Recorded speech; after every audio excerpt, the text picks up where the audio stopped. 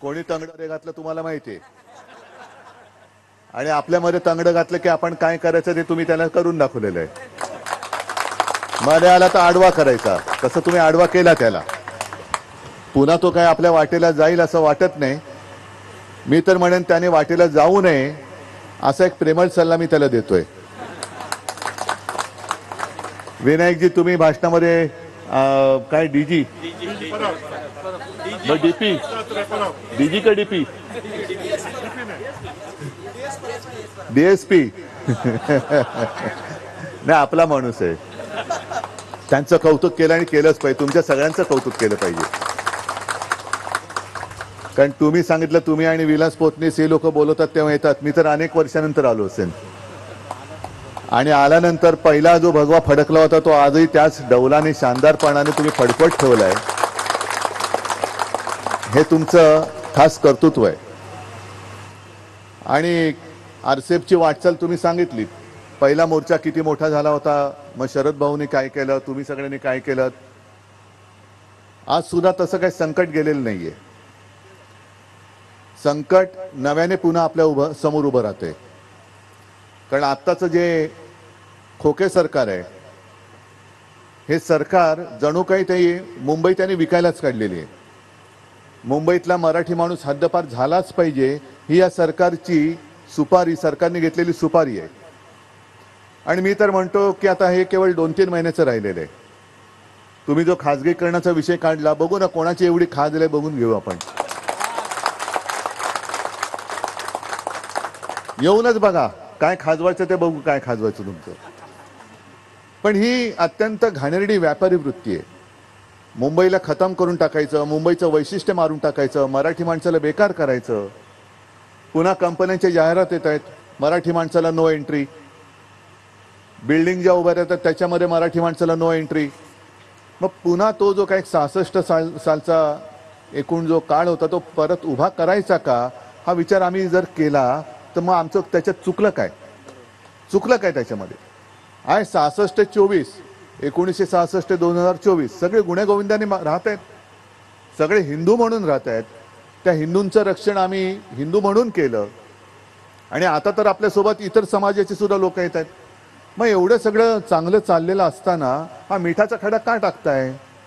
हे आरसीएफ म्हणजे संपूर्ण देशाची जो अन्नदाता आहे, त्या अन्नदाताला तुम्ही खत देता.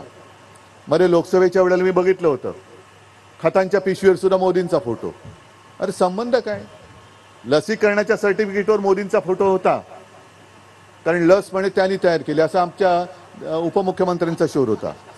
मग लस त्यांनी तयार केली मानलं आम्ही, म्हणून तुम्ही त्यांच्यावरती मोदींचा फोटो टाकला. खताचं काय, खत कोणी तयार केलं, मग त्याचा तर काही संबंध नाहीये. पण राष्ट्रीय विचाराला खत पाणी टाकणारी देणारी ही तुमची नाही म्हटलं तरी मोठी सगळ्यात कंपनी आहे. राष्ट्रीय विचार, नुसतं राष्ट्रीय केमिकल अँड फर्टिलायझर नाही, तर राष्ट्रीय विचारांचं जे बियाणं आहे ते आणखीन फोफावलं पाहिजे, त्याला अंकुर फुटले पाहिजेत आणि ते सक्षम असलं पाहिजे. ते काम तुम्ही करता आहात. शेतकऱ्यांचे जे काही मुद्दे आहेत ते मी ग्रामीण भागात मांडत असतो, पण शेतकऱ्याला मुळामध्ये बोगस बियाणं दिलं तर होणार काय.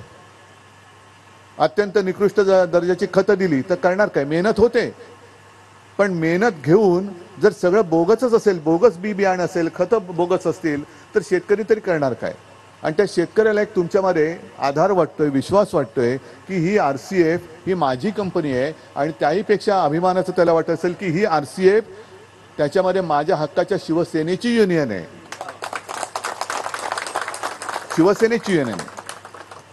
आणि म्हणून तुमचं काम हे मोठं आहे.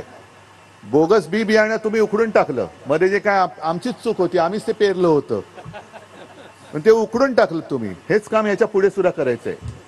आपला जो असेल त्यालाच कोंब फुटले पाहिजेत आणि बाकीची जी काही बोगस असतील ते उपटून अशी फेकून द्या की त्यांना कुठेही रुजू देताच कामा नये.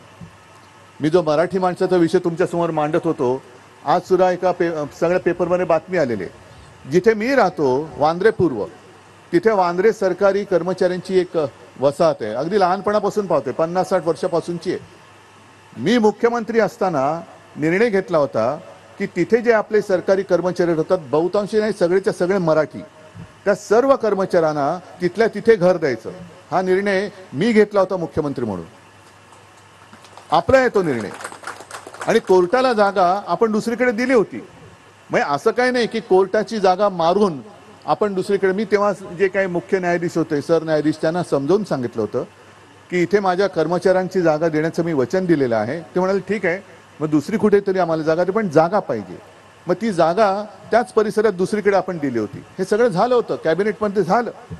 मग आता नेमकं असं अचानक काय झालं की त्या इमारती त्यांनी पाडायला घेतल्या आणि कर्मचाऱ्यांना सांगितले की तुम्ही दुसरा एखादा भूखंड मागा. काय म्हणून मागायचा?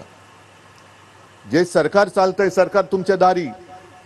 सरकार म्हणजे केवळ मुख्यमंत्री नाही, उपमुख्यमंत्री किंवा मंत्री नाही आहेत, तर आयुष्यभर जे काम करतात खरं सरकार ते चालवतात. आणि त्या कर्मचाऱ्यांची जर का अशी दुर्दशा होणार असेल, त्यांना रस्त्यावरती आणून दुसरा भूखंड म्हणजे हा जो आहे तो द्यायचा. म्हणजे आता इकडे कोर्टाच्या नावाने कोर्टाला द्यायचा. कोर्ट दुसरीकडे जागा घ्यायला माझ्या वेळेला तयार होतं. अनेक मोक्याचे भूखंड अदानीच्या घशात टाकायचे. म्हणजे संपूर्ण एक कदाचित म्हणजे आपण ते होऊ देणार नाही, पण आरसीएफ सुद्धा अदानीच्या घशात घालण्याचा त्यांचा डाव आहे की काय? तुमच्या ज्या काही मालमत्ता असतील त्या सुद्धा आरसीएफने आता लोडाच्या घशामध्ये घालायच्या. मग जायचं कुठे आम्ही? वांद्रे सरकारी कर्मचाऱ्यांची जी वसाहत आहे त्यांना तिथल्या तिथे घरं मिळालीच पाहिजे, जी मी दिली होती. त्याच्यासाठी शिवसेना आज सुद्धा आग्रही आहे, मिळालीच पाहिजे. आणि जर भूखंड मागायचा प्रश्न असेल तर अदानीला दिलेला जो वांद्रे रेक्लेमेशनचा भूखंड आहे ना, तिकडे नाही तर त्या सरकारी कर्मचाऱ्यांना हक्काची घरं द्या. चला, आमची तयारी आहे, द्या तिकडे घरं. वांद्रे रेक्लेमेशनचा जो आपल्या मिंदेच्या हातातलं जे खातं MSRDC, तो म्हणजे मोक्याचे सगळे भूखंड. अगदी बांद्रा कुर्ला कॉम्प्लेक्स मधला जो चांगला भूखंड होता, जिथे आपण फील्ड हॉस्पिटल उभं केलं होतं 15 दिवसात, आणि हजारो लाखो रुग्णांचे प्राण, जसं कोरोनामध्ये तुम्ही चांगलं काम केलं होतं तसं तिकडे आपण सरकार म्हणून काम केलं होतं. आपलं सरकार पाडलं. पाडल्यानंतर पहिला पवित्र निर्णय त्यांच्यासाठी काय घेतला? मालकाची सुपारी घेऊन, दिल्लीच्या मालकाची सुपारी घेऊन तो भूखंड, मुंबईचा हक्काचा भूखंड हा बुलेट ट्रेनला देऊन टाकला. काय बुलेट ट्रेनचा तुम्हाला किती उपयोग आहे? जाणारात रोज अहमदाबादला शेव फाफडा खायला, का ढोकळा खायचा आहे तुम्हाला? मग ज्याची जरूरत नाही ते आमच्या डोक्यावरती लागतंय.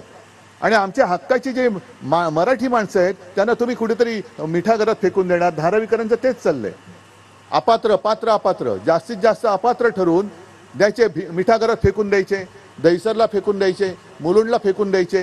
म्हणजे सगळे नुसते आपले काय फेकून द्यायचे आणि मोक्याचे भूखंड हे लोढा आणि अदानीच्या घशात घालायचे. हे होऊ देणार नाही, हे अजिबात होऊ देणार नाही. तुमच्या खाजगीकरणाचा विषयच नाहीये. आता